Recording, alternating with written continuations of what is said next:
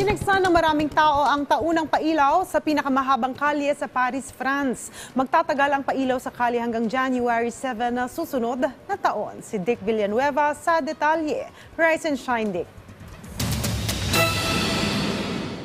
Christmas is just around the corner dahil inilawan na ang 2.5 kilometers Avenue Champs-Élysées sa lungsod. Ganap na alas 9 ng gabi ng pinangunahan ng mayor ng Paris na si Anne Hidalgo at ni French celebrity Gilles Lelouch ang official switch on ng Christmas lights sa sikat na avenue sa buong mundo. Ang mga golden at crystal LED Christmas lights ay nagniningning sa 400 puno na nakahilera mula Arc de Triomphe hanggang Place de la Concorde. Paiilawan ito mula November 18 hanggang January 7, 2024, alas 5 ng hapon hanggang alas 12 ng hating gabi.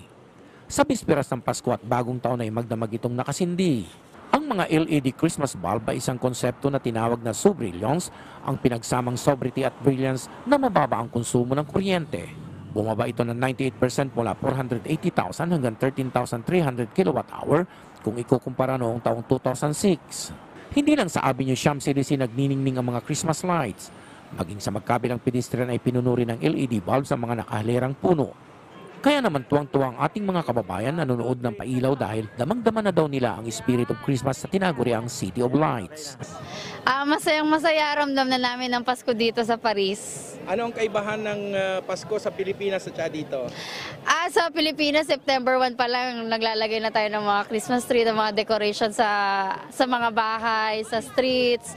Dito ang simula talaga ay ngayon, November 18. Maligayang Pasko sa Pilipinas, sa mga mahal namin sa buhay, sa mga kaibigan namin. Merry Christmas and Happy New Year! Yeah. Merry Christmas sa buong pamilya at sa lahat ng mga tao dyan sa atin sa Pilipinas. Feliz Navidad! Isang makulay at kumukuti-kutitap na higanting Christmas tree naman ang nakasabit sa dome ng Galerie Lafayette na may taas ng 21 metro na pinatungan ng 9 na metro na chandelier na binubuo ng mahigit 5,000 maliliit na Swarovski kristal. Pinalamutian din ang mga eskaparate ng animated painting puppet na magpapaalala sa mga manonood tungkol sa Lady Star at Santa Claus. Kasabay ng switch on ay binuksan na din ang Christmas Village kung saan nandoon ang mga pagkain kinagigiliwan sa panahon ng Kapaskuhan sa Europa. Kung sa Pilipinas ay mainit na salabat at kakanin ang traditional na Christmas delicacies, sa Christmas Village sa Tuileries Garden ay hot wine at churros naman ang pinipilahan ng mga namamasyal. May barbecue, raclette, waffle, hot chocolate, crepe, sausages, maroon na kung tawagin sa atin ay kastanyas. Sabi nga sa awiting pamasko sa Pilipinas, kahit hindi Pasko ay magbigayan.